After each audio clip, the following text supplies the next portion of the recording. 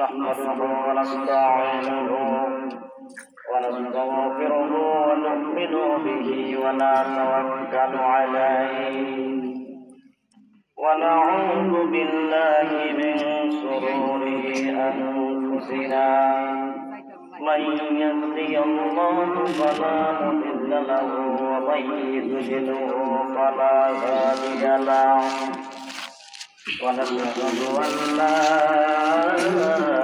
إله إلا الله وحده لا شريك له ونشهد أن لا إله إلا الله وحده لا شريك له ونشهد أن سيدنا سندنا وحبيبنا ومولانا محمدا عبده ورسوله الذي أرسل بالحق بشيرا ونذيرا وداعيا إلى الله بإذنه وسراجا وقمرا منيرا فقد قال الله تعالى في كلامه المجيد والقرآن الحكيم সকলেই জবান খুলে কোরআন তেলাওয়াত করি আউযু বিল্লাহি মিনাশ শাইতানির রাজীম বিসমিল্লাহির রাহমানির রাহিম ইয ক্বালা ইউসুফ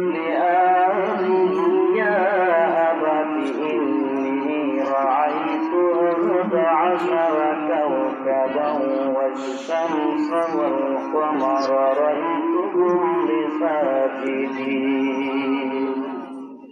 صدق يا رب العالمين قال النبي صلى الله عليه وسلم إياكم الحساد فإن الحساد يكون الحسان فيك كما تقول النار الحق رواه أبو داود وقال الله تبارك وتعالى في القرآن الكريم إن الله وملائكته يصلون على النبي يا أيها الذين آمنوا صلوا عليه وسلموا تسليما بشري اللهم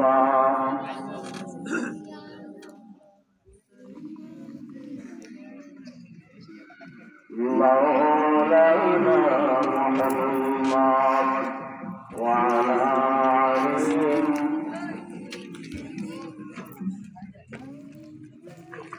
مولانا محمد শুধু নারী নির্যাতন শুধু নারী নির্যাতন চলছে বাংলার জমিন বিদায় নিতে চলেছে হাই নবীজি রক্তে মাখা দিন সকল পরিবার লাগাল্লাউলা বিকামালিহি কাসাবাতু জামি জামালিহি সাল্লু আলাইহি ওয়া আলিহি আল্লাহুম্মা আমিন ربنا ظلمنا أنفسنا وإن لم تغفر لنا وترحمنا لنكونن من الخاسرين ربنا لا تزغ قلوبنا بعد إذ هديتنا هب لنا من لدنك رحمة إنك أنت الوهاب পরওয়ারদিগার আলোকো দক্ষিণ আলী কেন্দ্রীয় জামে মসজিদ কর্তৃক আয়োজিত যুবক ভাইদের কর্তৃক আয়োজিত আজকের পাশে মহাবীর আল্লাহ আমার পূর্বে অনেক ওলামায়ে কেরাম আলোচনা করেছেন, আমার পরে অনেক ওলামায়ে কেরাম আলোচনা করবেন। প্রত্যেক আলোচনাকে দ্বীনের খাদিম হিসেবে কবুল করে না। আল্লাহ আমরা যারা হাত তুলেছি জীবনের সমস্ত ভুল ত্রুটিগুলো ক্ষমা করে দাও। আল্লাহ আমরা যারা হাত তুলেছি আমাদের আপনজন মা বাবা যাদের কবরে চলে গেছে কবরটা জান্নাতের টুকরা বানাইয়া দাও। আল্লাহ এই এলাকার যত মানুষ দেশের বাইরে গেছে আল্লাহ হালাল ইনকাম করে আবার দেশে সহি সালামতে ফিরবার তৌফিক দান করে দাও। আল্লাহ খাস করে এই মাহফিলের জন্য যারা শ্রম দিল যারা অর্থ দিল প্রত্যেকের দিনের মুজাহিদ হিসেবে কবুল করে নাও।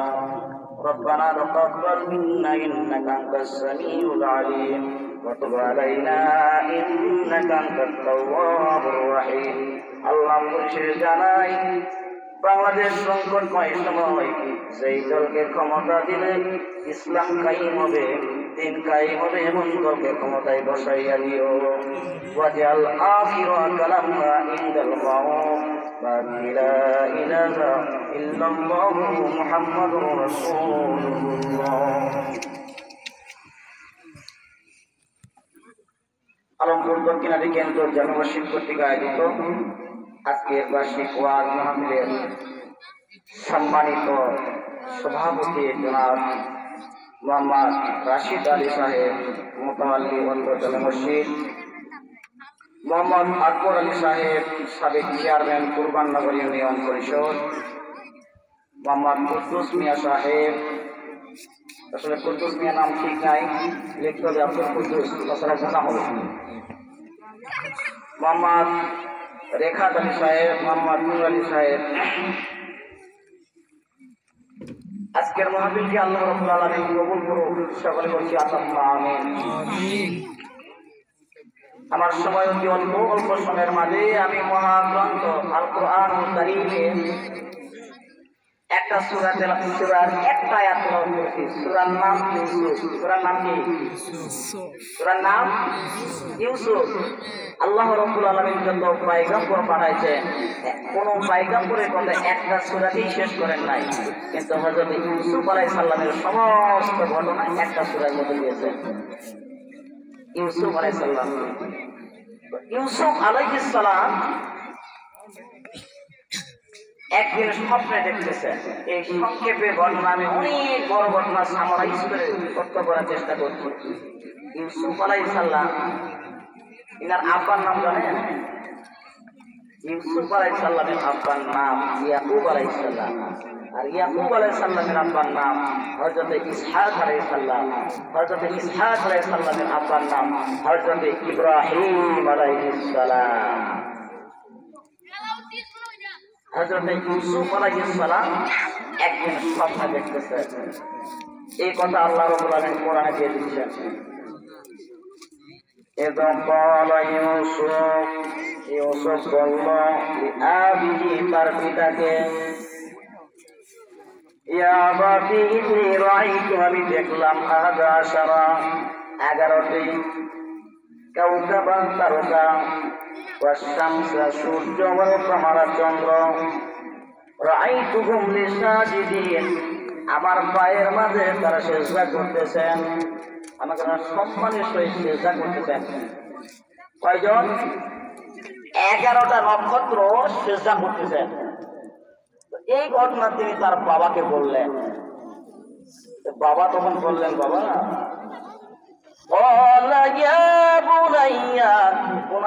সন্তান। তার বাবাকে বললেন, বাবা তুমি এই ঘটনা ভুলেও তোমার ভাইদেরকে বলিও না। কারণ হচ্ছে পৃথিবীতে 4 জন মানুষ জানেন। পূর্বে একজন মানুষের চেহারা দেখলে বলতে পারতেন যে এর ভবিষ্যৎ কি। এরকম 4 জন আছে। আব্দুল্লাহ ইবনে মাসউদ রাদিয়াল্লাহু তাআলা মধ্যে বর্ণিত। এর মাঝে ইউসুফ আলাইহিস সালাম এই ঘটনা হঠাৎ করে একদিন বলে ফেললেন। কারণ হচ্ছে কি, ইন্নাশ শাইতানা লিল ইনসানি আদুউম মুবিন, নিশ্চয় শয়তান মানুষের প্রকাশ্য একজন শত্রু। শয়তানি প্রবঞ্চনায় করে একদিন বলে ফেললেন, অথবা শয়তান কলা কৌশল করে তাকে বলালেন। তিনি বলে ফেললেন যে ভাই আমি একদিন এরকম দেখলাম। ইউসুফ আলাইহিস সালাম ছোট্টকালে যখন জন্মগ্রহণ করে তার 1 বছর পরে তার একটা ছোট ভাই হয়, তার নাম হলো বিনয়ামিন। তিনি জন্মগ্রহণ করে এরা মোট 12 ভাই। 12 ভাইয়ের মাঝে এরা 1 মায়ের 2 ভাই, অপর ভাইয়ের অপর মায়ের আরো 10 ভাই।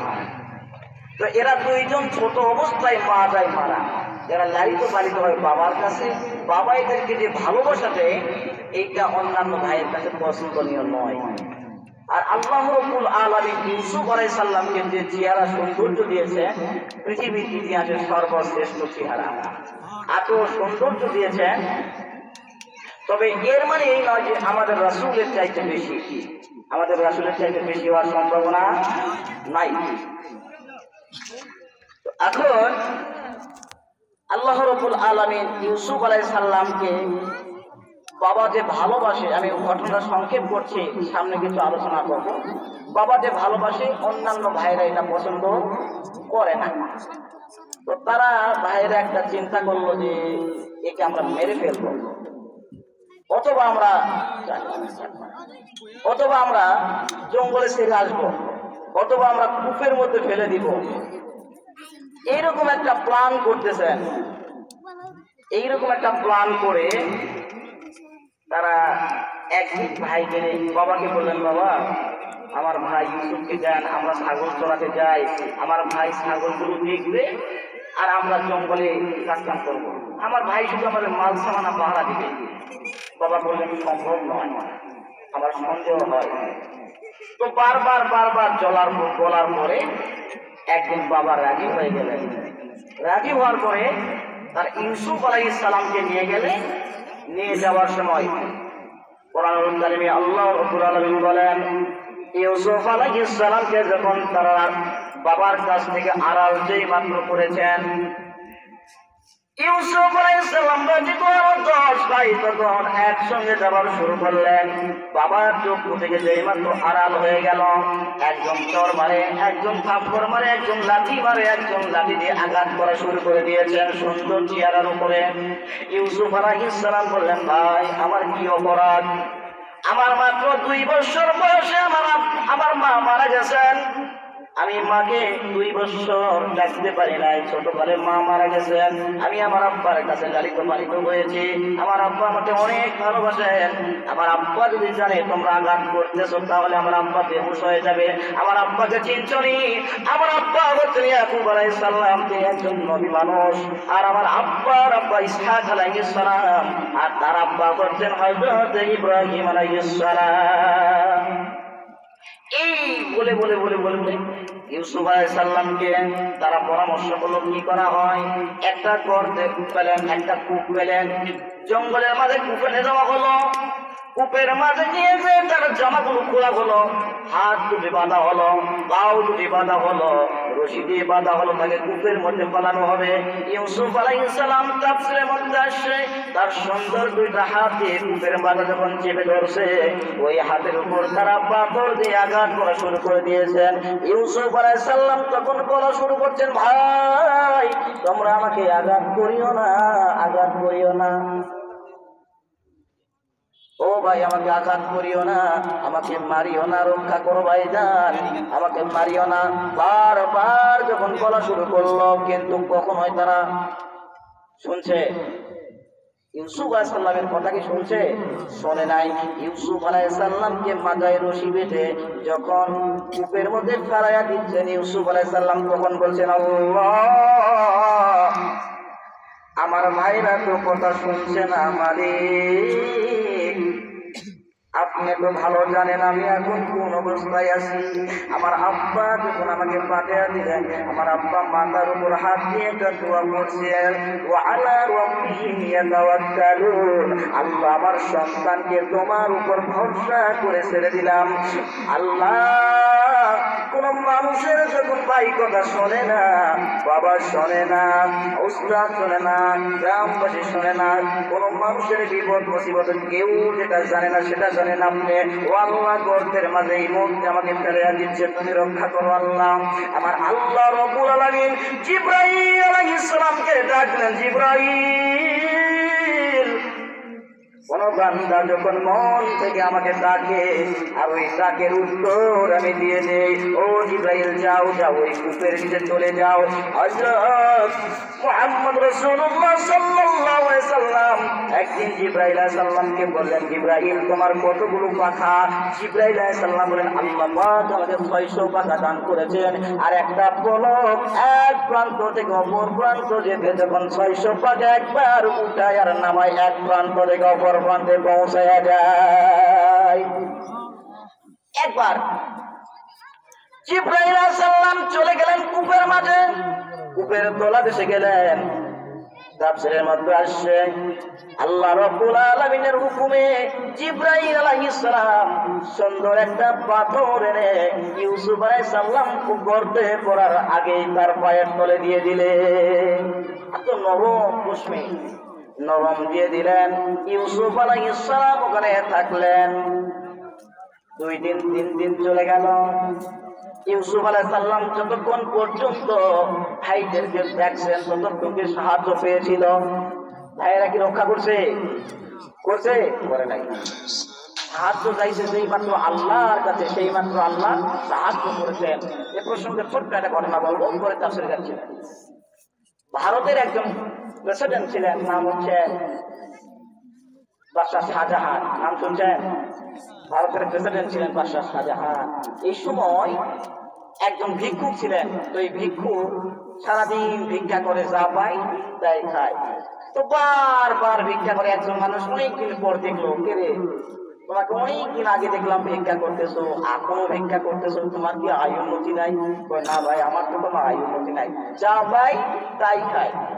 বলে তুমি কি প্রেসিডেন্টকে দেখো না? এই প্রেসিডেন্টের কাছে যদি যাও তাহলে আমার বিশ্বাস আমন দেওয়া দিবে, তোমার আর জীবনে ভিক্ষা করতে হবে না। ফকির বলল তাহলে প্রেসিডেন্টকে? বলে ওই যে দেখো মসজিদে ঢুকলোই মাত্র। এবার ফকির বাদশাহ শাহজাহানের পিছন নিলেন, নামাজ আদায় করলেন, বাদশাহ শাহজাহানের কাছ থেকে চাইলেন। কিন্তু বাদশাহ শাহজাহান নামাজ পড়ার পরে 2টা হাত উত্তোলন করে আল্লাহকে বলছেন, আল্লাহ তুমি হলো বাদশার বাদশাহ, আল্লাহ তুমি ডাক্তারের ডাক্তার, আল্লাহ আমি অভাবে আছি, অভাব দূর করে দাও, আমার প্রজাদের মতো শান্তি বিনাশ করে দাও, আল্লাহ অসুস্থ আছি সুস্থতা দান করে দাও। ফকির চিন্তা করতে সর্বনাশ, আমি চাইতে আইলাম রাজার কাছে, আর রাজা দেখি আবার বলতেছে আল্লাহ তুমি রাজারও রাজা, বাদশার বাদশা। বলে তাই কি? আমার মাথায় বিবেক আসে গেছে, আমি আর চাইব না। ওই দৌড় মারা শুরু করছে। বাদশাহ শাহজাহান ডাক দেয়, কি জন্য আসলেন? চলে গেলেন। বলে আমি আসছিলাম যে আপনার কাছ থেকে তুমি চাইব। তো আসে দেখি আপনিও ফকির আমিও ফকির, আপনিও ফকির আমিও ফকির, চাইবো কিভাবে? বলে কেন? বলে আমি দেখলাম নামাজ যখন শেষ করলেন 2টা হাত উপরে তুলে আপনি এবং মানুষের কাছে যাওয়া শুরু করে দিয়ে আল্লাহর কাছে চাইতেছেন। আমার মেয়েটা ভুলে গেল, এতদিন যদি ভিক্ষা মানুষের কাছে না করে, মানুষের কাছে সাহায্য না চেয়ে, মানুষের কাছে মাথা নত না করে আমি যদি আল্লাহর কাছে চাইতাম, আমার মনে হয় এতদিন আর ভিক্ষা করা লাগতো না। আমরা মানুষ বিপদে পড়ে যাই, মুসিবতে পড়ে যাই, দৌড় বাড়ি থানার দিকে, দৌড় বাড়ি থানায় চলে যাই লিডারের কাছে। কিন্তু এটা জানা উচিত ওই লিডারের কোনো পাওয়ার নাই, আছে? আমার আল্লাহ রাব্বুল আলামিনের বিনা ওয়াদারে, বিনা পারমিশনে এক বিন্দু পরিমাণ গায়ের চামড়া তো দূরের কথা, একটা লোম পর্যন্ত কেউ কথা করে দিতে পারবে না। আমার ভাইরা, এই জন্য হযরত ইউসুফ আলাইহিস সালাম যতক্ষণ পর্যন্ত ভাইদের কাছে সাহায্য প্রার্থনা করেছিলেন ততক্ষণ পর্যন্ত আল্লাহ রাব্বুল আলামিন যতক্ষণ পর্যন্ত ইউসুফ আলাইহিস সালাম ভাইদের কাছে সাহায্য প্রার্থনা করছিলেন ততক্ষণ পর্যন্ত আল্লাহ রাব্বুল আলামিন তাকে সাহায্য করে নাই। কিন্তু যেই মাত্র আল্লাহর কাছে সাহায্য প্রার্থনা করেছেন আমার আল্লাহ বলেছেন ওয়াকানা হাক্কান আলাইনা নাসরুল মুমিনিন। আমার আল্লাহ হচ্ছেন মুমিনদের বিজয়ীদের সাহায্য দান করেন। এবার আল্লাহ রাব্বুল আলামিন ইউসুফকে কিভাবে সাহায্য করতেছেন দেখেন। যেমনি ভাবে আমাদের দেশে কত আলিমদেরকে কারাগারে বন্ধ করা হলো, জেলখানায় বন্দী করা হলো, আবার ওই আলিমেরা বাইর হইছে। ইউসুফ আলাইহিস সালামকে ঠিক এইভাবে জেলখানায় বন্ধ করা হলো, আবার ওই জেল থেকে বাইর হলো, আবার ওই মিশরের রাজধানীর প্রেসিডেন্ট হিসাবে থেকে গেলে। এই পৃথিবীতে কত নমরুদ গেল আর আসলো। এই পৃথিবীতে হযরত ইব্রাহিম আলাইহিস সালামকে আগুনে করেছিল, তার নাম কি? ইব্রাহিম আলাইহিস সালামকে আগুনে করেছিল, তার নাম কি? নমরুদ না? নমরুদ। তো এই নমরুদ কয়জন মানুষকে পুড়ছিল? একজন। কয়জন? একজনকে পুড়ছিল। কিন্তু 2024-এর আগস্টে একটা গাড়ির করে একটার পর একটা 12টা লাশ দিয়া পেট্রোল দিয়া আগুন দিয়া যখন জ্বালিয়ে দেওয়া হলো, এখন প্রমাণ করুন কোনটা বড় নমরুদ। এরকম নমরুদ আছে না নাই?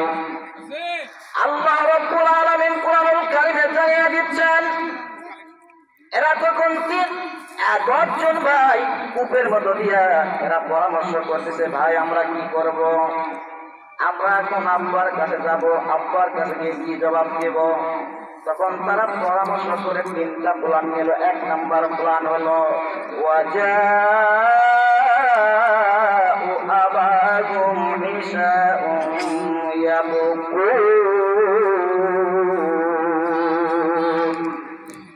এরা পরামর্শ করলো ভাই আমরা তো আব্বার কাছে যাবো, তবে গিয়ে কি বলবো?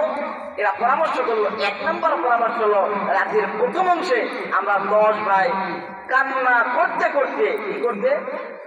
কান্না করতে করতে ইয়াবকুন, কান্না করতে করতে, মজারে শিকার, কান্না করতে করতে আব্বার কাছে যাবো। গিয়ে আব্বাকে বলবো, কি বলবো?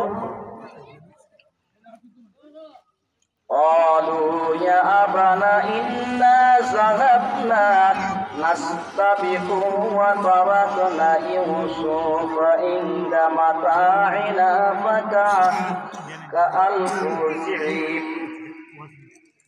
বলছে আমরা যখন ইউসুফ আলাইহিস সালামকে রেখে গেলাম তখন ইউসুফ আলাইহিস সালামকে বাঘে খেয়ে ফেলছে।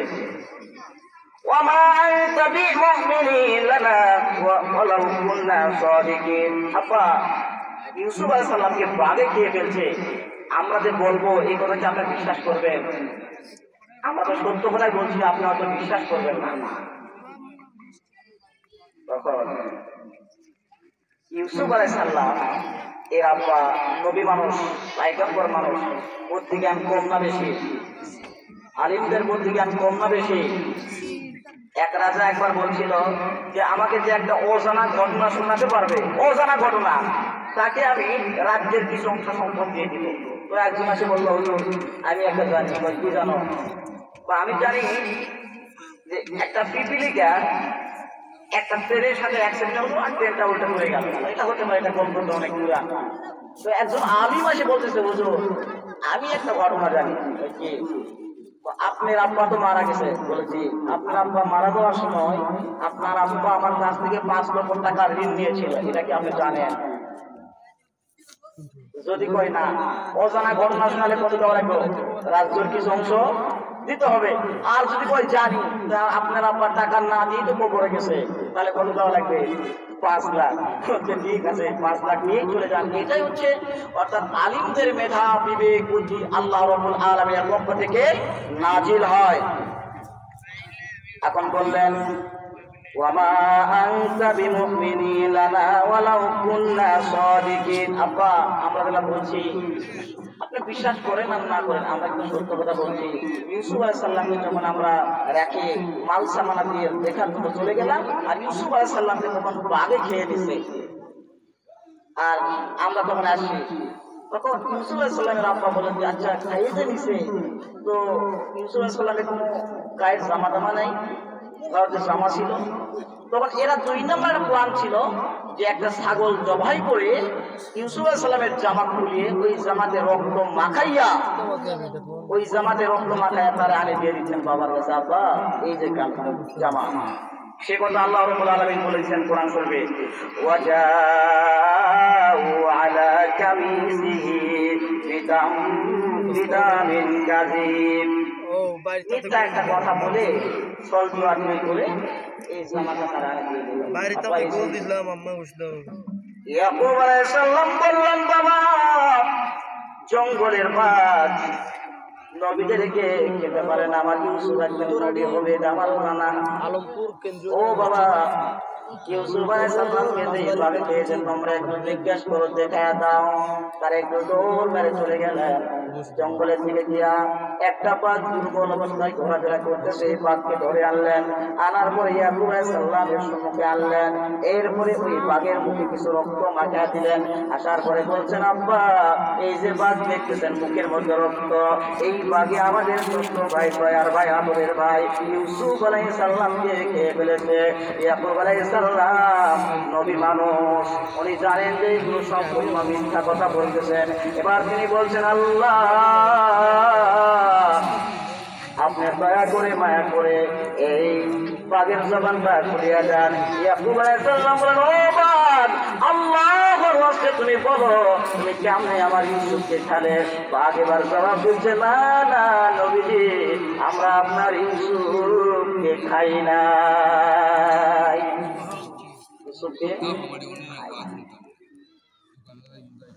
এবার ইউসুফ আলাইহিস সালাম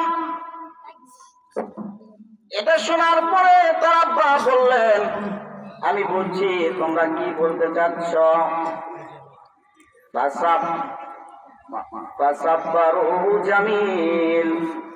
ফাসাবরু জামিল। এবার তিনি বললেন, ফাসাবরু জামিল, এখন আমার আর কোনো কাজ নাই।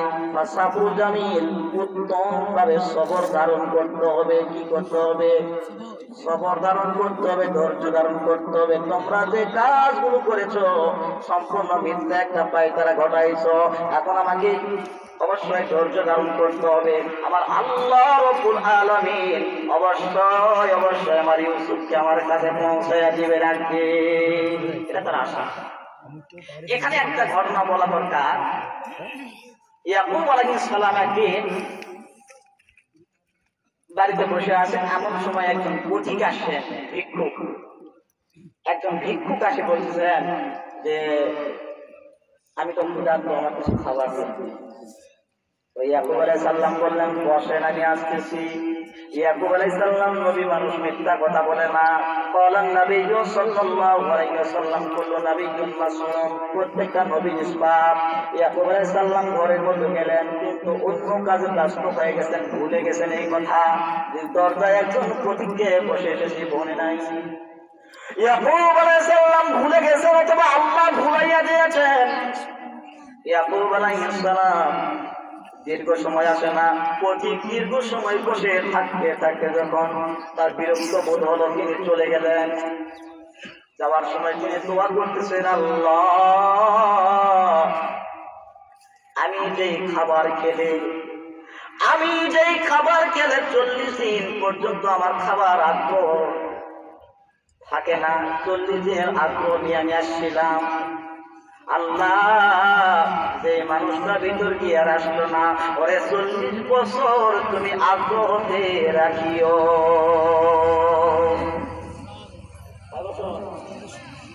এই আগ্রহতে ছিল খাবার খাবে, 40 দিন আর খাবার তেমন আগ্রহ হয় না, এই জন্য খাবার খেয়েছিল। আল্লাহ 40 বছর ওনারে আগ্রহতে রাখিও। ইয়াকুব আলাইহিস সালাম ওই জায়গায় থেকে গেলেন। ইউসুফ আলাইহিস সালাম কূপের মাঝে থেকে গেলেন। এখন সংক্ষেপে আর একটা ঘটনা জানিয়ে দেয়, তো কতক্ষণ পর্যন্ত আল্লাহর কাছে চাইলে আল্লাহ দিয়ে দিবেন। আপনারা জানেন বাগদাদের মধ্যে ৩য় শতকে একজন আল্লাহর ওলির জন্ম হয়, তার নাম হলো আবু আব্দুল্লাহ আনদালুসি রাহিমাহুল্লাহ। ৩য় হিজরিতে ইরাকের জমিনে একজন আল্লাহর ওলির জন্ম হয়, নাম হচ্ছেন আবু আব্দুল্লাহ আনদালুসি রাহিমাহুল্লাহ। আপনারা নেটে সার্চ দিবেন আবু আব্দুল্লাহ আনদালুসি রাহিমাহুল্লাহ। এনার আদি নিবাস ছিলেন স্পেন। আবু আব্দুল্লাহ আনদালুসি ৩০ পারা কোরআনুল কারীমের হাফেজ ছিলেন। আবু আব্দুল্লাহ আনদালুসি সনদ সহ মতন সহ ৩০,০০০ হাদিসের হাফেজ ছিলেন। আবু আব্দুল্লাহ আনদালুসি তিনি ইরাকের জমিনে শত শত মসজিদ নির্মাণ করেছেন। আবু আব্দুল্লাহ আনদালুসি শত শত খানকা, শত শত মাদ্রাসা নির্মাণ করেছেন। এইটা এই জন্য বলছি, আমি আপনার যে ইবাদত করি, আমি নিজেকে মনে করতেছি বক্তা, ইনি মনে করতেছেন ইমাম, উনি মনে করতেছেন সম্প্রচারী। মনের মাঝে যদি একটু বিন্দু পরিমাণ অহংকার হয়, তাহলে কিয়ামতের দিন আপনার জাহান্নাম হয়ে যাবে। জান্নাতের পরিবর্তে কি হবে? নামাজ পড়বেন, রোজা করবেন, হজ করবেন, যাকাত দিবেন, দরজাস্থানে ইবাদত করবেন, কিন্তু মনের মধ্যে যদি সামান্য পরিমাণ দিয়া অহংকার থাকে, তাহলে নিশ্চিত আপনার জন্য জাহান্নাম। আবু আব্দুল্লাহ আনদালুসির ঘটনাটা জানায় দেয়। এরপরে ইউসুফ আলাইহিস সালামকে গর্ত থেকে তুলে আবার মিশরে চলে যাবেন, মিশর থেকে কারাগারে যাবেন, কারাগার থেকে আবার হয়ে ঘুরে আসবেন। কোরআন দিয়ে বলে যায়। এবার আসেন আবু আব্দুল্লাহ আনদালুসি রাহিমাহুল্লাহ কত পারা কোরআন শরীফ? ৩০ পারা কোরআন শরীফের হাফেজ। এরপরে কয় হাজার হাদিসের হাফেজ? ৩০,০০০ হাদিসের হাফেজ। আবু আব্দুল্লাহ আনদালুসি ১২,০০০ মুরিদ। তিনি অনেক বড় আল্লাহওয়ালা ওলি ছিলেন, পীর মানুষ ছিলেন। ১২,০০০ মুরিদ ছিলেন। এর মাঝে সবচেয়ে বড় মাপের যে মুরিদগুলো, তার মাঝে একজন হচ্ছেন হযরত শিবলি রাহিমাহুল্লাহ। এর মধ্যে জুনায়েদ বাগদাদী রাহিমাহুল্লাহ। এই জুনায়েদ বাগদাদী সহ এরা একজন রাস্তা বয়ে যাচ্ছে। জুনায়েদ বাগদাদী সহ রাস্তা দিয়ে তারা মিশরের উদ্দেশ্যে রওনা করেছেন, চলে যাবে মিশরের দিকে। যাবার পথে হঠাৎ যখন রাত হয়, তখন তারা ইবাদতে লিপ্ত হয়। একে অপরের সাথে প্রতিযোগিতা, কেউ তাহাজ্জুদ করে, কেউ নফল সালাত করে, কেউ কোরআন তেলাওয়াত করে, একে অপরের সাথে নামাজ পড়ে। সারাদিন পায়ে হেঁটে যায়, রাত হলে ইবাদতে মশগুল। একদিন, 2 দিন, 3 দিন এভাবে যাওয়ার পরে 2 মাস চলে গেল প্রায়। একদিন হঠাৎ করে এক রাস্তায় পৌঁছে গেল, নামাজ আদায় করবে, কিন্তু পানি নাই। পাশে থেকে দেখলেন একটা কূপ, একটা গ্রাম। ওই গ্রামে গিয়ে দেখলেন খ্রিস্টান মানুষেরা গির্জার সম্মুখে পূজা করতেছেন। আনন্দ বিক্ষোভে আশিস শান্তি শান্তি পূজা করতেছে। তারা যখন পূজা করতেছে, এই পূজা অবস্থায় হযরত আবু আব্দুল্লাহ আনদালুসি রাহিমাহুল্লাহ মনের মধ্যে হঠাৎ করে একটু বিন্দু পরিমাণ অহংকার এসে গেল। তিনি শুধু মুখ থেকে বলল ইস।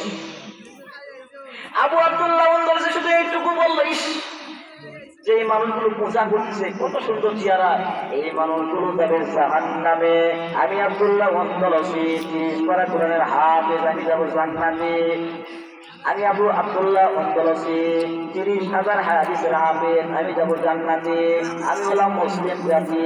মনের মধ্যে এই কথাগুলো বলা বলে শুরু করতেছেন, আর খ্রিস্টানদের দিকে তাকাচ্ছে, এই লোকগুলো কত সুন্দর, জাহান্নামে যাবে। এই কথা কে পরিকল্পনা করলো? আবু আব্দুল্লাহ আনদালুসি মনের মধ্যে বলছেন, প্রকাশ করছে না। আল্লাহ রাব্বুল আলামিন বলেন, আল্লাহু আলিমুম বিযাতিস সুদূর। আমি আল্লাহ পাক বান্দার অন্তরের খবর জানি। মনের মধ্যে কি পরিকল্পনা করতেছেন, এই মুহূর্তে কি পরিকল্পনা করতেছেন, এটার খবর কি জানেন? আল্লাহ জানেন। আবু আব্দুল্লাহ অন্তলসি মনের মধ্যে এগুলো করা মাত্র আল্লাহর কাছে এইটুকুই খারাপ লেগেছে। আমার আল্লাহ রব্বুল আলামিন কিছু কৌশল দেখা দিচ্ছেন, কিভাবে জাতির সম্মুখে বুঝিয়ে দিচ্ছেন। পৃথিবীর মানুষ আবু আব্দুল্লাহ অন্তলসির কাছ থেকে শিক্ষা নাও। কেমন ভাবে শিক্ষা নাও? আবু আব্দুল্লাহ অন্তলসি এই মাত্র মনের মতো প্ল্যান করেছেন, একটু দূরে তাকিয়ে দেখে সুন্দরী রূপসী খ্রিস্টান মহিলারা কূপ থেকে পানি উত্তোলন করতেছেন। আবু আব্দুল্লাহ অন্তলসি রাহিমাহুল্লাহ ওই খ্রিস্টান মহিলার দিকে তাকাইয়া ডানেও যায় না, বামেও যায় না, সামনেও যায় না, পিছনেও যায় না। আবু আব্দুল্লাহ অন্তলসি রাহিমাহুল্লাহ লাইট দিয়ে মানুষ যেমন তাকিয়ে থাকে, আবু আব্দুল্লাহ অন্তলসি ওইভাবে ওই মহিলার দিকে তাকায় আছে। মুরিদেরা টানে, হুজুর নামাজের সময় হয়ে গেছে, আসেন নামাজ পড়বো, এদিকে যায় না। কিতাবের মধ্যে আসছেন কোন মতে নামাজ আদায় করলেন, অল্প সময়ের মধ্যে নামাজ আদায় করে ওই জায়গায় বসে থাকলেন। মানুষ বলেন, হুজুর চলেন আমরা সামনের দিকে যাই। না, আবু আব্দুল্লাহ অন্তলসি একদিন গেল, 2 দিন গেল, 3য় দিন যখন চলে আসলো, আবু আব্দুল্লাহ অন্তলসি বড় একজন কবি ছিলেন, নাম ছিল জুনায়েদ বাগদাদী। জুনায়েদ বাগদাদী বলতেছেন, হুজুর আপনি কি বলবেন, আপনার কি হয়েছে? জুনায়েদ বাগদাদী রাহিমাহুল্লাহ চোখের ইশারা করে বললেন, তোমরা যাও, চলে যাও, আমি আর মিশরে যাব না, আমি আর ইরাকে যাব না। আমি যতক্ষণ পর্যন্ত খ্রিস্টান ওই মহিলাকে না বিয়ে করছি, ততক্ষণ পর্যন্ত আমি আর যাব না। একটু আগে কি ছিল? আল্লাহর ওহী ছিল, এই মাত্র কি হয়ে যাবে? আবু আব্দুল্লাহ অন্তলসি রাহিমাহুল্লাহ 4র্থ নম্বর দিনে দেখলেন ওই রূপসী সুন্দরী মেয়ে সামনের দিকে আগায় আসতেছে কূপ থেকে পানি নেওয়ার জন্য। আবু আব্দুল্লাহ অন্তলসি তখন তার পিছন পিছন ছিলেন, বাড়িওয়ালার কাছে গেলেন, গিয়ে বলে, এই মেয়েটা কার? বলে আমার। বলে, আমি হলাম আবু আব্দুল্লাহ অন্তলসি, আমার বাড়ি ইরাকের বাগদাদে, আমি কুরআনুল কারীম 30 পারার হাফেজ, আমি মসজিদের ইমাম, আমি মাদ্রাসা প্রতিষ্ঠা করেছি, আমি 30,000 হাদিসের হাফেজ। আমি আপনার মেয়েকে বিয়ে করতে চাই। খ্রিস্টান পাদ্রী, খ্রিস্টান নেতা বলল, আমার মেয়েকে বিয়ে করতে হলে 3টা শর্ত। 1 নাম্বার, তোমার মুখে দেখতেছি দাড়ি কাটতে হবে, গায়ে দেখতেছি জুব্বা ফালাইতে হবে। 3 নাম্বার, সমস্ত তোমার ধর্ম ত্যাগ করে, ইসলাম ধর্ম ত্যাগ করে খ্রিস্ট ধর্ম গ্রহণ করতে হবে। আর আমার এই শুকরগুলো আছে 10 বছর পালতে হবে, পাহাড়ের উপর চরণ করতে হবে, তাদেরকে খাওয়াইতে হবে। যদি রাজি হও তাহলে নিশ্চয় নিশ্চয় আমার মেয়ের সঙ্গে তোমাকে বিয়ে দিব। আবু আব্দুল্লাহ অন্তলসি রাহিমাহুল্লাহ রাজি হয়ে গেলেন। তিনি পাহাড়ের উপর শুকর চড়ানোর জন্য চলে গেলেন। যেই লাঠির উপর ভর করে তিনি মসজিদে খুতবা দিতেন, নামাজ পড়তেন, ওই লাঠি দিয়ে তিনি শুকর চড়ানো শুরু করে দিলেন। একটু আগে ছিলেন, শুধু কি বলছেন? শুধু বলছেন, ইস এই লোকটা যাবে জাহান্নামে। এখন বলেন তো, জান্নাত এবং জাহান্নাম দেওয়ার মালিক কে? যদি আমি আপনি বলে ফেলি লোকটা জাহান্নামে, বলা যাবে? বলা যাবে? বলা যাবে না। অপর মানুষ সম্পর্কে আমরা খারাপ মন্তব্য করতে পারি না, সম্ভব নয়। একজন মানুষ খাটো, ওকে আমরা খাটো বলতে পারি না। একজন মানুষ মোটা, আমরা মোটা বলতে পারি না। একজন মানুষ কালো, আমরা কালো বলতে পারি না, কারণ কালোকে যিনি তৈরি করেছেন তিনি কে? আবার সাদা চামড়া যিনি দিয়েছেন তিনি কে? লম্বা বানাইছেন তিনি কে? একজনকে কানে শুনতে দেন না, মতির বানিয়ে দিয়েছেন তিনি কে? আবার কত মানুষ আছে 2টা চোখ, জন্ম থেকে নাই, অন্ধ, এইটা সৃষ্টি করেছেন কে? ওইটা কি আপনাকে আমাকে করতে পারতেন কিনা? আবু আব্দুল্লাহ অন্তলসি রাহিমাহুল্লাহ এবার ওই যে শুকুর চড়াচ্ছেন পাহাড়ের উপর, ওখান থেকে নামার পরে আবার কি হয় এইটুকু আপনারা শুনবেন না, চলে যাবেন। এটা বলবো, ইউসুফ আলাইহিস সালাম কূপের মাঝে আছে, মনে আছে তো? ইউসুফ আলাইহিস সালামের কাছে এবার কূপের পাশ দিয়ে কিছু বণিক চলে যায়। এই বণিকেরা কূপ থেকে পানি উত্তোলন করবেন, একটা রশি নামাইয়া দিলেন। এই রশি নামাইয়া দিয়া দেখতেছেন পানি তো আসে না, কিন্তু ওজন লাগে, ভারী লাগে। রশিটার লম্বা ছিল 60 হাত, অর্থাৎ কূপটার গভীরতা ছিল 60 হাত। ইউসুফ আলাইহিস সালাম যখন আল্লাহ রাব্বুল আলামিন নাপাক পানিগুলোকে পবিত্র বানাইয়া ইউসুফ আলাইহিস সালামকে খাদ্য হিসেবে গ্রহণ করা দিয়েছে। ইউসুফ আলাইহিস সালামের গায়ে যখন জামা ছিল না, কিন্তু আমার আল্লাহ রাব্বুল আলামিন হযরত ইব্রাহিম আলাইহিস সালাম যে সময় নমরুদের আগুনের মধ্যে ছিল, উদান গায়ে ছিল, ওই সময় আল্লাহ পাক জান্নাত থেকে জিবরাইল আলাইহিস সালামের মাধ্যমে এই পোশাক দিয়েছিলেন। ওই পোশাক ইব্রাহিম আলাইহিস সালাম তার সন্তান ইসহাক আলাইহিস সালামকে দিয়েছিলেন। ইসহাক আলাইহিস সালাম ইয়াকুব আলাইহিস সালামকে দিয়েছিলেন। ইয়াকুব আলাইহিস সালাম তার সন্তান ইউসুফ আলাইহিস সালামের জন্য রেখেছিলেন। আমার আল্লাহ ওইটা ওখানে পৌঁছায় দিয়েছে।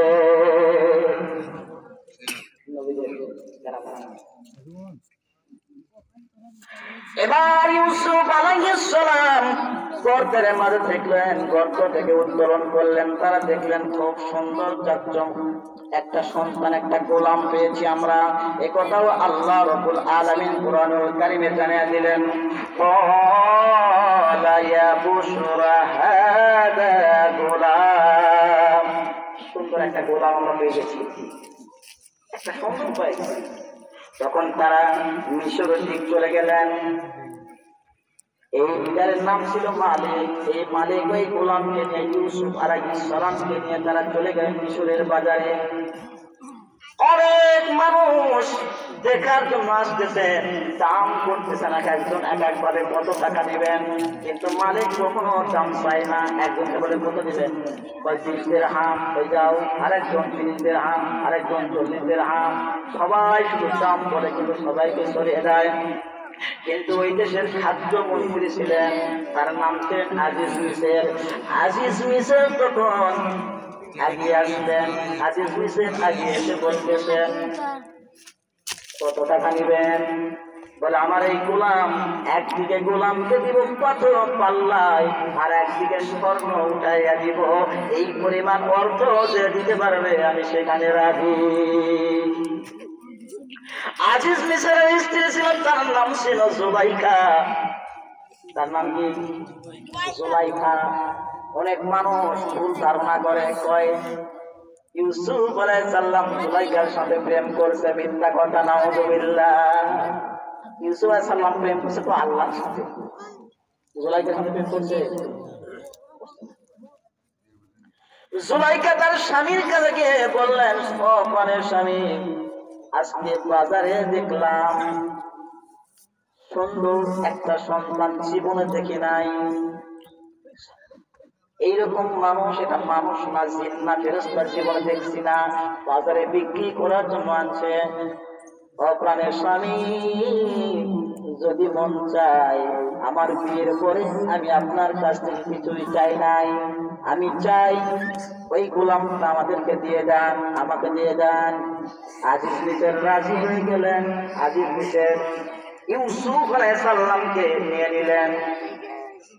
স্বর্ণের বিনিময়, তাফসীরের মধ্যে আসছে স্বর্ণের বিনিময়, রূপার বিনিময় তাকে নিয়ে নিলেন। পাল্লাই সমান সমান ওজন দিয়ে ইউসুফ আলাইহিস সালামকে ঘরের মাঝে নিয়ে চলে গেলেন। নিয়ে গিয়ে তার স্ত্রীকে বললেন, ঠিক আছে, তুমি এর সন্তান হিসাবে দেখিও। হিসাবে সন্তান হিসাবে দেখবেন।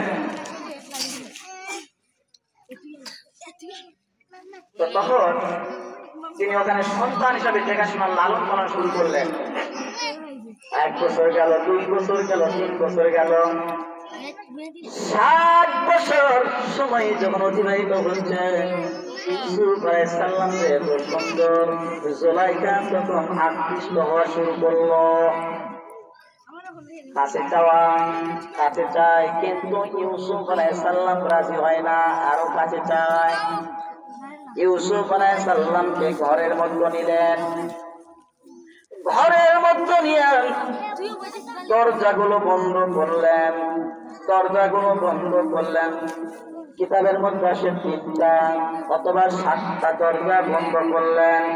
এই দরজাগুলো বন্ধ করে ইউসুফ আলাইহিস সালামকে মাত্র ধরার জন্য এগিয়ে যাচ্ছেন। ইউসুফ আলাইহিস সালাম যখন সামনে দরজার দিকে যাচ্ছেন তখন বলেন, হাসাহাসি শুরু করলেন জুলাইখা, দরজায় তো মানছি তালা, খোলা কি সম্ভব?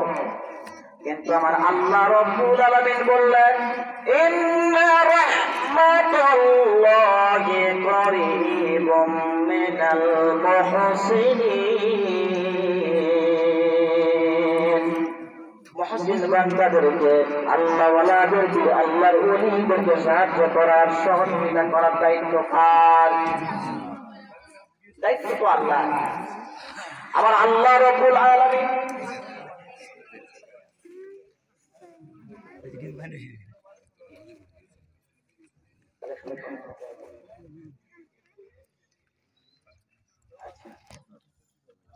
ইউসুফ আলাইহিস সালাম দরজার দিকে যখন গেছেন তখন নির্ভর করছেন আলা রাব্বিহিম ইয়াতাওয়াক্কালুন।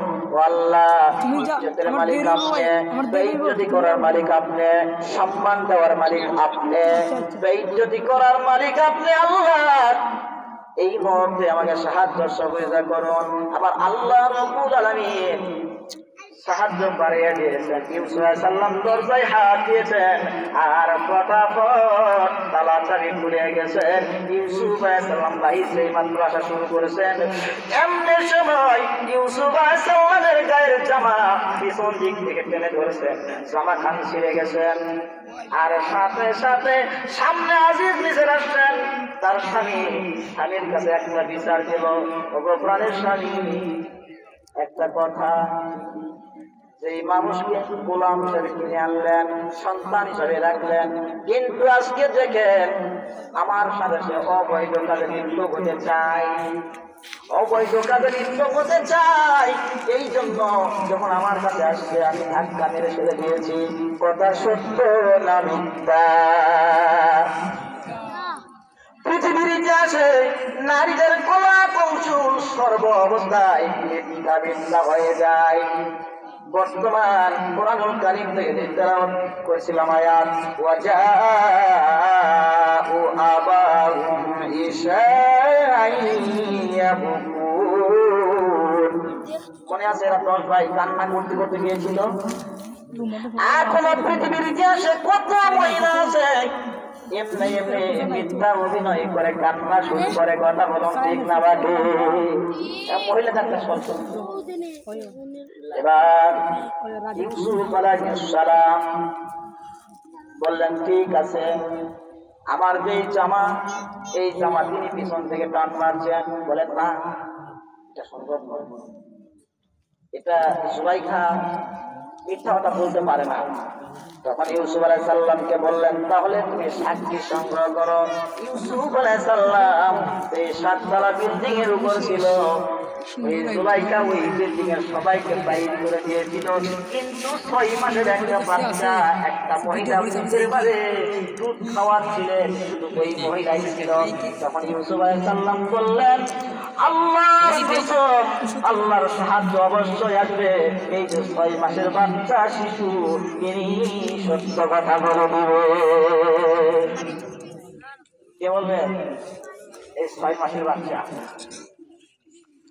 এই 6 মাসের বাচ্চাকে যখন জিজ্ঞেস করা হলো, উনি বললেন, ওয়াল্লাহি আল্লাহর কসম, ইউসুফ আলাইহিস সালাম যা কিছু বলতে সব সত্য, একটাও মিথ্যা, একটাও মিথ্যা না। বরং মিথ্যা কথা কে বলেছেন? জুলাইখা। জুলাইখা। এখন এবার পরামর্শক্রমে ইউসুফ আলাইহিস সালামকে কারাগারে প্রেরণ করা হলো। ঘটনা অনেক বড়, সংক্ষেপ করছি। কারাগারে প্রেরণ করা হলো, তিনি কারাগারে থাকলেন। এখন বলেন তো, এই কারাগার তার জন্য মঙ্গল না অমঙ্গল? তার জন্য ভালো না অমঙ্গল? আল্লাহ রাব্বুল আলামিন কিছু মানুষকে বিপদ মুসিবত দেয় তার ভবিষ্যৎ ভালো করার জন্য। কি করার জন্য? ভালো করার জন্য। যে দেশে মুসলিমদের রক্ত পড়ে ওই দেশে ইসলাম কায়েম হয়। যতটা মায়ের পেটের বাধা যত বেশি হয়, নতুন একটা সন্তান ভূমিষ্ঠ হওয়ার সময় তত কাছে আসে। রাত যত গভীর হয়, সূর্য তত তাড়াতাড়ি উদিত হয়। ইউসুফ আলাইহিস সালামকে কারাগারে বন্ধ করেছে, তার মানে মিশরের রাজধানীতে মিশরে ইসলাম কায়েম হবে, ওই মিশরে ইউসুফ আলাইহিস সালাম প্রেসিডেন্ট হবে। এই বাংলাদেশের ইতিহাসে যত উলামায়ে কেরামকে কারাগারে বন্ধ করা হয়েছে, নির্যাতন করা হয়েছে, তার মানে ওদের ভবিষ্যতে এই উলামায়ে কেরামের হাতে এই দেশ আসবে ইনশাআল্লাহ। ওদের ভবিষ্যৎ চলে আসবে, এটাই সত্য, কোরআন থেকে এটাই বোঝা যায়। এবার আসুন, ওই যে পাহাড়ের উপর কে ছিল? পাহাড়ের উপর শুকুর চড়াচ্ছিলেন, মনে আছে? তার নাম কি? আবু আব্দুল্লাহ অন্দলসি। আবু আব্দুল্লাহ অন্দলসি পাহাড়ের উপর শুকুর চড়ায়। এর মাধ্যমে শিক্ষা দেওয়া হচ্ছে, পৃথিবীর মানুষ মনের মাঝে যদি বিন্দু পরিমাণ অহংকার করো, আল্লাহ পাক তোমাকে পতন দেওয়ার সময়। আজকে আমার টাকা পয়সা অনেক অনেক টাকা পয়সা, কিন্তু ফকির হতে কি সময় লাগবে? আজকে আমার দুইটা চোখ আছে, দুইটা হাত আছে, দুইটা পা আছে। সোনারগঞ্জ যাচ্ছিলাম, সিএনজি চলে গেলাম, হঠাৎ করে একটা মাইক্রো লাগিয়ে দিল, অ্যাক্সিডেন্ট হয়ে গেল, দুইটা পা নষ্ট হয়ে গেল, আমার নাম হয়ে গেল ল্যাংড়া। হতে পারে না? সময় লাগবে। আজকে মসজিদের ইমাম সাহেব, আল্লাহ অনেক সুন্দর কণ্ঠ দিয়েছেন, 30 পারা কোরআন সিনার মধ্যে দিয়েছেন, হঠাৎ করে আল্লাহ প্রেমটা ঘুরিয়ে দিলেন, পাগল হয়ে চলে যাবে, শেষ। সময় লাগবে? সময় লাগবে একবারে, কোনো সময় লাগবে না। আমি আপনি যে টাকাগুলো ইনকাম করতেছি বৈধভাবে, অবৈধভাবে, হালাল ভাবে, হারাম ভাবে, বিভিন্ন ভাবে, কিন্তু কেউ তো আপনি আমার কোনো কাজে আসবে না। কিসের টাকা কিসের করি, কিসের বা বড় জমিদারি, কিসের টাকা কিসের করি, কিসের বা বড় জমিদারি। নিঃশ্বাস পড়ে গেলে কেউ হবে না তোমার সঙ্গী, পুরুষ কিংবা নারী। কিসের টাকা কিসের করি, কিসের বা বড় জমিদারি, সঙ্গী তোমার কেউ হবে না, পুরুষ কিংবা নারী। হবে? কিন্তু কেউ হবে না। আল্লাহ রাব্বুল আলামিন আবু আব্দুল্লাহ অন্দলসিকে দিয়া শুকুর চড়াচ্ছেন। 1 বছর চলে গেল, 2 বছর চলে গেল। ইরাক থেকে তার মুরিদানেরা বারবার তার কাছে যায়, হুজুর আপনি চলে আসুন, আমাদের সঙ্গে আপনার কি হয়ে গেল? আবু আব্দুল্লাহ অন্দলসি কথা শোনেন না। হঠাৎ করে একদিন জুনায়েদ বুখারী সহ সিদ্দিক রাহিমাহুল্লাহ সহ তারা যখন চলে গেলেন, গিয়ে তাদেরকে দেখার পরে তারা যখন দেখতেছেন আবু আব্দুল্লাহ অন্দলসি যে লাঠি ধরে খুতবা দিতেন, ওই লাঠি দিয়ে শুকুরকে আঘাত করতেছেন, ট্রেনটা ঠিক নাই। এমন সময় সিদ্দিক রাহিমাহুল্লাহ নিজে উযু করলেন, জুনায়েদ বুখারী রাহিমাহুল্লাহ উযু করলেন, এরপরে 2 রাকাত নামাজ পড়লেন, আর বারবার তারা আল্লাহর কাছে সাহায্য প্রার্থনা করছেন, আল্লাহ ও আল্লাহ, যেই রাসূলকে সৃষ্টি না করলে সারা পৃথিবী সৃষ্টি করতেন না, ওই রাসূলকে ওসিলা করতেছি আল্লাহ, ওই রাসূলের ওসিলা করে আমাদের আবু আব্দুল্লাহ অন্দলসি আল্লাহর ওলিকে আমাদের কাছে ফিরাইয়া দাও। আল্লাহ পাক কবুল করে নিলেন। আবু আব্দুল্লাহ অন্দলসির দিকে তাকালেন, আবু আব্দুল্লাহ অন্দলসি সাথে সাথে হাতের লাঠিটা ফেলাইয়া দিলেন, দিয়ে উনি বলতেছেন আস্তাগফিরুল্লাহ। কারণ মানুষ যখন তওবা করে আল্লাহ তাকে মাফ করে দেন। ওমান লাম ইয়াতুব ফাউলাইকা হুমুজ যালিমুন, যারা তওবা করে না এরাই হলো জালিম। আল্লাহ বলছেন ওমান লাম ইয়াতুব ফাউলাইকা হুমুজ যালিমুন, যারা তওবা করে না এরা তো জালিম। এরা কি? জালিম। আবু আব্দুল্লাহ অন্দলসিকে আল্লাহ পাক ফিরাইয়া দিলেন, তিনি আবার চলে আসলেন।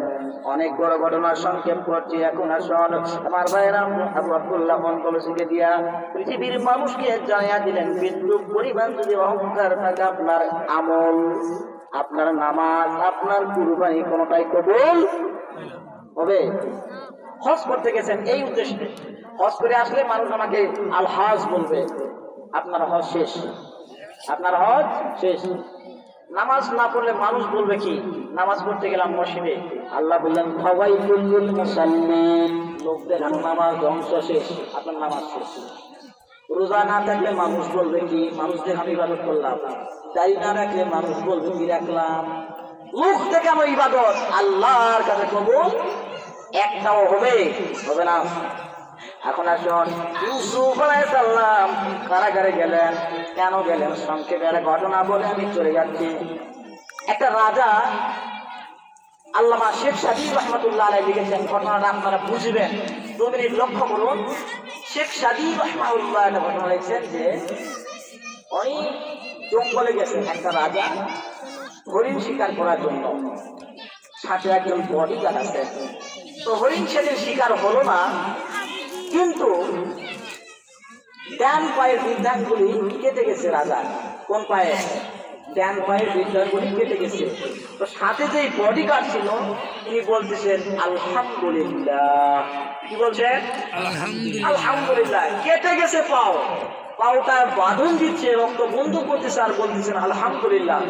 রাজা বলতেছেন আমার গেল পাও কেটে, আর তুমি কেন বলো আলহামদুলিল্লাহ? আমি তো এই জন্য বলছি এর মধ্যে আল্লাহ মঙ্গল দেখছে, তাহলে এটা কেন হলো? আপনার শরীরে যে জ্বর হয় আপনি মনে করবেন এটা আলহামদুলিল্লাহ। কারণ হলো, আমি একবার সিলেট থেকে বাড়িতে যাবো, আমার বাসা কিন্তু জয়পুরহাট, এখান থেকে 600 কিলোমিটার দূরে। তো একটা বাসে উঠলাম, বাসে ওঠার পরে আমার যে সিট, আমার মহাবিলাস ওখানে বগুড়াতে, তো পাশে একটা হিন্দু মহিলা। তো এখন আমি আলিম মানুষ, কাছে কোরআন শরীফ আছে, আমি মাঝে মাঝে দেখি। তো উনি বলতেছেন যে, আমি বাজে কন্ট্রাক্টরকে বললাম যে ভাই আমাকে একটু সিটটা চেঞ্জ করে দেওয়া যায় না? সম্ভব না, কারণ বর্তমান যে সময়, এই সময় তো আমরা কিছু কথা বলতে পারতাম, কিন্তু ওইটা ওই সময় ছিল না। ওই সময় ছিল এরকম, যত দোষ নন্দ দোষ, সত্যটা বললেই দোষ, করলে অন্যায়ের প্রতিবাদ, নামটি হবে তোমার সঙ্গীবাদ রে, নামটি হবে তোমার সঙ্গীবাদ। এটা ওই সময় ছিল। আল্লাহ তোমার পদের সৈনিক যারা, এরাই বিশ্বের রাজাকার, জোয়ান গোলা সব জঙ্গিবাদার, পুরা গোলা মৌলবাদ। এটা ওই সময় ছিল। তো আমি বলতে পারলাম না কিছু, আমি স্বীকার করলাম ভাই আমাকে আমার অর্ধেক ভাড়া দিয়ে কেটে নেন, আর অর্ধেকটা দেন। লোকটা খুশি হয়ে নিলেন। আমার 1000 টাকা ভাড়া, 500 টাকা আমার ব্যাগ দেন। আমি ওখানে বসে গেলাম অন্য বাস ধরার জন্য। আধা ঘন্টা পরে বাস ধরবো। আমি পাশে বসে আছি, তিনি টিকিট কাটেন। উনি বলতেছেন হুজুর শোনেন শোনেন, হুজুর আল্লাহ আপনার বাঁচাইছে, বাসটা বর্তমান 3 পলট মারেছে, 16 জন মানুষ হাসপাতালে গেছে। রক্ষা করছেন কে? আল্লাহ রাব্বুল আলামিন বলেছেন ওয়া কানা হাক্কান আলাইনা নাসরুল মুমিনিন। মুমিন যদি আমার আল্লাহর উপর সাহায্য চায়, মুমিন যদি বিসমিল্লাহি তাওয়াক্কালতু আলাল্লাহ বলে বাড়ি থেকে বাইর হয়, আমার আল্লাহ রাব্বুল আলামিন ওই সারাটা দিন তাকে সাহায্য দান করেন। সকালবেলা যখন ফজর করে বাইর হবেন, দোয়া করবেন আল্লাহ বিসমিল্লাহি তাওয়াক্কালতু আলাল্লাহ, সারাটা দিন আল্লাহ। ফজরের নামাজ পড়ে বাইর হবেন, দিনের দায়িত্ব আল্লাহর। বলতেছিলাম শেখ সাদীর ঘটনা। রাজার কোন লোক কেটে গেছে? ডান পায়ে বৃদ্ধাঙ্গুলি কেটে গেছে। তার যে বডিগার্ড ছিলেন, বডিগার্ড তাকে বিচার করতেছে কি আলহামদুলিল্লাহ। উনি বললেন সর্বনাশ, আমার পা গেল কেটে আর তুমি বলতেছো আলহামদুলিল্লাহ। এটা তো হতে পারে না, সম্ভবত তোমার মাথার ব্রেন খারাপ হয়ে গেছে। ওকে বাসায় নিয়ে আসার পরে কারাগারে বন্ধ করলো। রাজার পা ভালো হয়ে গেল 1 মাস, 2 মাস, 3 মাস পর 5 মাস হয়ে গেল। রাজা আবার চলে গেলেন জঙ্গলে হরিণ শিকার করার জন্য। ওই দিন ছিল পূর্ণিমার রাত, আর পূর্ণিমার রাতে বনে যেই দস্যুরা থাকে, কোন মানুষ থাকে, এরা দেবতার সম্মুখে পূজা করে জীবন্ত মানুষ দিয়া। এরা একটু সুন্দর মানুষ পাইছে, এই রাজাকে ধরে ফেলছে, রাজাকে ধরে দুইটা হাত বেঁধে ফেলছে, দুইটা পা বেঁধে ফেলছে। এরপরে প্রতিমার সম্মুখে এখন তারা জীবন্ত মানুষের সম্মুখে তরবারি দিয়ে 2 খণ্ড করবে। একজন পাটা পায়ের দিকে তাকায় থাকে, ডান পায়ের ডানগুলি কাটা। এখন বলুন তো, আমরা যারা কুরবানি দিই, কুরবানির গরুর যদি কান কাটা থাকে দিবেন, একটা পাও নাই দিবেন, লেজ নাই দিবেন। তো এরাও ওই দুধওয়ালা মানুষ দেখে আর দিবে না। তখন রাজাকে ছেড়ে দেওয়া হলো। রাজা তখন বলতেছে, আল্লাহ, এই জন্যই তো আমার যেই বডিগার্ড ছিল উনি বলতেছিলেন যা কিছু হয় মঙ্গলের জন্য হয়, আলহামদুলিল্লাহ। কারাগার থেকে ওকে বাহির করা হলো বডিগার্ডকে। ও বডিগার্ড, সেদিন তুমি যে বলছিলে আলহামদুলিল্লাহ, সত্যই আলহামদুলিল্লাহ, আমার পা যদি ভালো থাকতো তাহলে তো নিশ্চয়ই আমাকে বলি দিত, এই জন্যই মনে হয় বলছিলে আলহামদুলিল্লাহ। আচ্ছা এবার বলো, তুমি যে কারাগারে 6 মাস থাকলে এখন কি বললে? বলছে আলহামদুলিল্লাহ। ও পাগল, 6টা মাস কারাগারের মধ্যে থাকলা, কারাগারের মাঝে অনেক কষ্ট হয়, বউ নাই, বাচ্চা নাই, এরপরে প্রতিবেশী নাই, মানুষের সাথে সাক্ষাৎ নাই, ওই 4টা দেওয়ালের মাঝে বাঁধন থাকলে আলহামদুলিল্লাহ কেন বলছো? বলছে, ও রাজা মহোদয় শোনেন, আমি কেন থাকছি আলহামদুলিল্লাহ, আমি কেন বললাম শোনেন। এই জন্যই বলছি, যেদিন আপনাকে ধরে ডান পায়ের আঙ্গুল কাটা থাকার কারণে আপনাকে ছেড়ে দিয়েছে, আমি তো আপনার বডিগার্ড, সব সময় আপনার সাথেই থাকি, আমাকে তো সেই দিন ধরতো, কিন্তু আমার তো কাটা নাই, আমাকে তো তারা বড়ি দিয়ে দিত। এই জন্য সর্ব অবস্থায় বলছি আলহামদুলিল্লাহ। মিশরের প্রেসিডেন্ট এই জন্য হবে এখন কারাগারে বন্ধ ছিল, আছে না? কারাগারে বন্ধ আছে, এইটা বলবো। তারপরে মসজিদ কমিটি কর্তৃক আয়োজিত আজকের মাহফিল, এই মাহফিলে আল্লাহ রাব্বুল আলামিন বলছেন, কুল ইন কুনতুম তুহিব্বুনাল্লাহা ফাত্তাবিউনি ইউহিব্বুকুমুল্লাহ ওয়া ইয়াগফির লাকুম যুনুবাকুম ওয়াল্লাহু গফুরুর রাহিম। আল্লাহকে যদি ভালোবাসতে চাও, রাসূলকে ভালোবাসো। কে বলছেন? আল্লাহ। আর রাসূলকে যদি ভালোবাসো, ইয়াগফির লাকুম, আল্লাহ ক্ষমা করে দিবেন। ইয়াগফির প্রেজেন্ট এন্ড ফিউচার, বর্তমান এবং ভবিষ্যৎ। যুনুব মানে গুনাহ, আল্লাহ গুনাহ ক্ষমা করে দিবেন। এই যে মসজিদ দেখছেন, আল্লাহর ঘর, এই মসজিদের উন্নয়নের জন্য কমিটি কর্তৃক আয়োজিত কিছু খরচ হয়ে গেছে, আপনাদের কিছু দেওয়া লাগবে। এই মসজিদ কোথা থেকে আসছে ছোট্ট করে একটু বলে, কাবা ঘর যখন তৈরি হয়ে গেছে, কোন ঘর? 3টা জায়গায় তাকালে সওয়াব হয়। জোরে কোন? কয় জায়গায়? 3 জায়গায় তাকাইলেই সওয়াব। 1 নাম্বার কাবা ঘর, 2 নাম্বার আল্লাহর কোরআন, 3 নাম্বার পিতা মাতা। কয়টা মুখস্থ করেন? ওয়াজ থেকে যদি কিছু না নেন আজকে, আমার এই ওয়াজ থেকে এইটুকু নেবেন আজকে, যে আমি যদি অহংকার করি তাহলে পতন, অহংকার করলে পতন। আর 2 নাম্বার ভালো মন্দ সব কাজে বলবো আলহামদুলিল্লাহ। আর 3 নাম্বার হচ্ছে 3 জায়গায় তাকালে সওয়াব। কয় জায়গায়? 3 জায়গায়। 1 নাম্বার কোথায়? কাবা ঘর, 2 নাম্বার কোরআন মাজিদ, 3 নাম্বার মা বাবা। তো কাবা ঘর কি আমরা দেখতে পাই এখান থেকে? কাবা ঘর যখন তৈরি হয়ে গেছে, লক্ষ্য করবেন, কাবা ঘর যখন তৈরি হয়ে গেছে, কিছু ইটের খোয়া, কিছু পাথর অবশিষ্ট। আল্লাহ পাক জিব্রাইল আলাইহিস সালামকে বললেন, জিব্রাইল, তোমার যে 600 পাকা আছে, এই পাকাতে এইগুলো মিশ করে নাও। পাথর এবং ইট মিশ করে নিলেন। জিব্রাইল আলাইহিস সালাম বলেন, আল্লাহ লাভ কি হবে? জিব্রাইল আলাইহিস সালামকে বলেন, আল্লাহ ক্বালা ইন্নী আ'লামু মা লা তা'লামুন। জিবরাইল আমি যা জানি তুমি তা জানো না।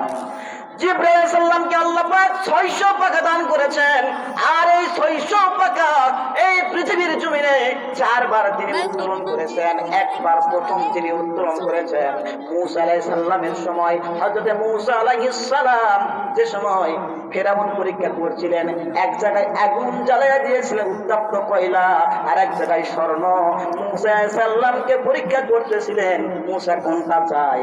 মূসা তখন আগুন বাদ দিয়ে স্বর্ণের দিকে যখন যাচ্ছিলেন, আল্লাহ পাকের হুকুমে আল্লাহ পাক আদেশ করলেন, ও জিবরাইল যাও যাও যাও, মূসা যদি আগুনের পরিবর্তে সোনার দিকে চলে যায় তাহলে আমার মূসাকে ফেরাউন মারবে। আল্লাহ পাক পাঠিয়ে দিয়ে তাকে ঘুরাইয়া দিয়া পাঠিয়ে দিয়েছেন, তিনি আগুনে চলে গেছেন। দ্বিতীয়বার যখন জিবরাইল সাল্লাম 600 পাখা আরেকবার উত্তোলন করেছেন, হযরত ইব্রাহিম আলাইহিস সালামের সন্তান ইসমাঈল আলাইহিস সালামকে যখন জবেহ করবে এমন প্রস্তুতি নিয়েছিলেন, কুরবানির ঘটনা। এখন তখন আল্লাহ পাক জিবরাইলকে পাঠিয়ে দিয়া ওই সাকিটা অস্ত্রটা ঘুরাইয়া দিয়েছেন যাতে মা কাটে। তৃতীয় নম্বর 3 নম্বর তিনি পাঠিয়ে দিয়েছে। 3 নম্বর 600 পাখা উত্তোলন করেছেন।